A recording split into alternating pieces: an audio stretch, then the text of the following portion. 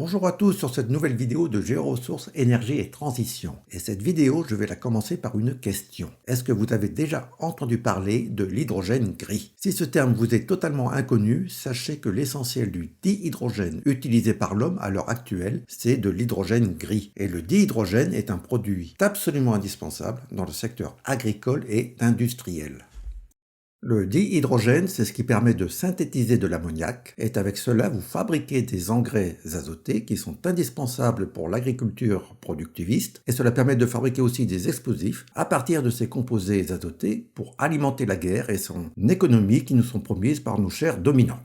L'hydrogène gris est impliqué dans des tas de procédés industriels, de transformation et de manufacture de produits finis. Vous avez besoin de dihydrogène dans la métallurgie, vous en avez besoin en pétrochimie, vous en avez besoin en agroalimentaire, vous en avez besoin en pharmacie. Bref, sans l'hydrogène gris, tout ce que vous mangez ou tout ce que vous consommez serait bien plus cher. L'hydrogène gris, c'est le dihydrogène produit à partir d'hydrocarbures. Pour une grande partie, il est fabriqué à partir de méthane, et cela en suivant un procédé chimique qui s'appelle le vaporeformage. C'est le procédé le plus rentable pour fabriquer du dihydrogène, et de loin. Et si on l'appelle gris, c'est parce que ce procédé chimique, le vaporeformage, produit du CO2, du gaz carbonique qui est un des principaux gaz à effet de serre. Hydrogène gris, ça n'a donc rien à voir avec sa couleur. Le dihydrogène, il n'a pas de couleur, il est incolore, il est inodore, et c'est comme l'argent, il n'a pas d'odeur. Et cet hydrogène, on l'appelle gris à cause de son empreinte carbone. Et si vous n'avez jamais entendu parler d'hydrogène gris dans les médias, c'est tout à fait normal. C'est le côté obscur des grands groupes pétroliers et chimiques. C'est leur face cachée. Et dans leur effort de greenwashing, c'est-à-dire d'éco-blanchiment, ils ne vont pas mettre cela en avant dans leur stratégie marketing alors qu'ils en ont absolument besoin.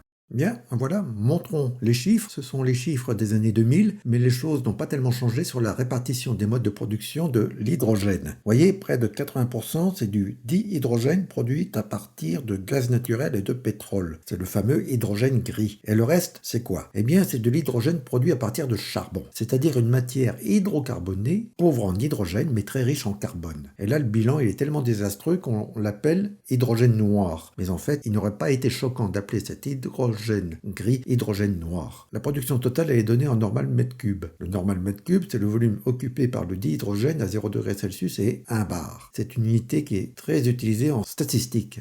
On peut la calculer, et cela nous fait du 88 grammes par normal mètre cube. Et 1 kg de dihydrogène, dans ces conditions, cela prend un volume de 11 mètres cubes. Vous voyez, le normal mètre cube, c'est une unité très petite pour mesurer des quantités de dihydrogène, mais cela permet de faire gonfler les statistiques. Et en fait, 500 milliards de normal mètre cube, cela nous fait du 44 mégatonnes.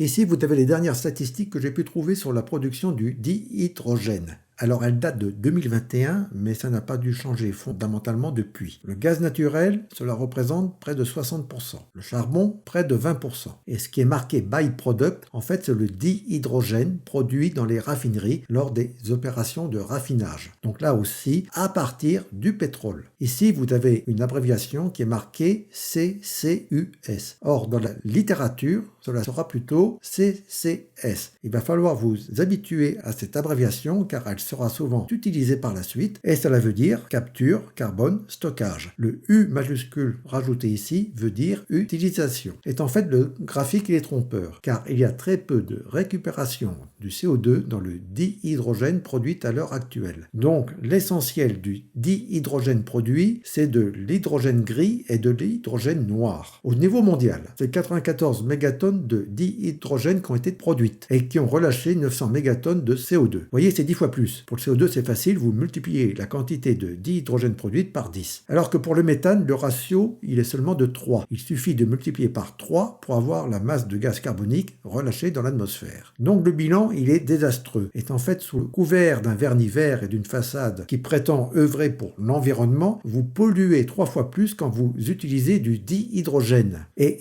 avec des émissions de 40,6 gigatonnes de CO2 relâchées au niveau mondial en 2022, l'hydrogène gris et l'hydrogène noir, cela représente 2,3% du CO2 relâché dans l'atmosphère. Donc cela n'est pas négligeable.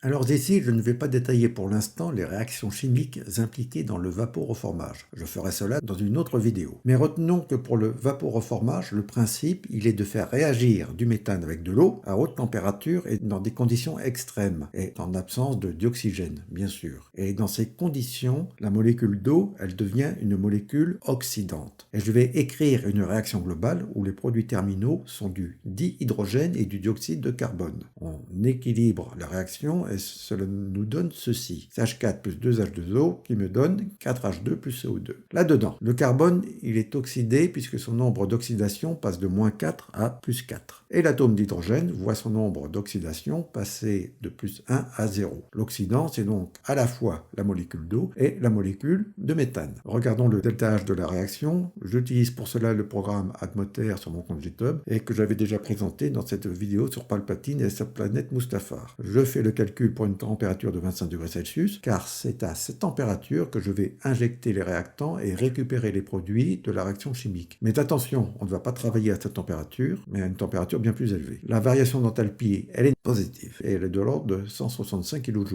pour 4 mol de H2 produite, c'est-à-dire 8 grammes de dihydrogène. Il faut donc que je fournisse de l'énergie, et dans les raffineries, c'est la combustion du méthane qui va fournir aussi l'énergie pour la réaction de reformage. Donc j'écris aussi la réaction de combustion du méthane en présence de dioxygène, CH4 plus 2O2 qui me donne CO2 plus 2H2O. C'est une réaction très exothermique et la chaleur que je récupère par combustion, elle est bien supérieure à la réaction du reformage. Mais en fait, j'en ai bien besoin car cela correspond à l'énergie pour faire tourner l'installation. Donc je couple ces deux réactions et j'arrive à cette réaction globale 2CH4 plus 2O2 qui me donne 4H2 plus 2CO2. En masse, je produis donc 8 grammes de dihydrogène avec 88 grammes de CO2. Cela me donne un rapport masse de CO2 sur masse de H2 qui est de 88 divisé par 8, c'est-à-dire 11, ce qui est en accord avec le ratio de 10 que j'ai donné tout à l'heure. En conclusion, l'idée sur le papier est très séduisante. C'est de fournir et vendre un carburant ou un combustible décarboné avec une combustion qui ne dégage plus de CO2. Mais décarboner une énergie, cela coûte cher. Et cela revient à consommer 2 fois plus d'énergie fossile et par conséquent émettre 2 fois plus de CO2. On ne se contente donc pas de déplacer le problème, mais on l'aggrave. Mais cela marche, car on ne compte plus les projets à base d'hydrogène vendus par les industriels et les politiques. Vous voyez cette publicité de Plastic Omnium qui, en l'état actuel des choses, est une publicité mensongère, puisque 95% de l'hydrogène produit est de l'hydrogène gris et de l'hydrogène noir. Et il reste à voir comment les énergies renouvelables vont pouvoir se substituer aux énergies fossiles. Voilà, c'est terminé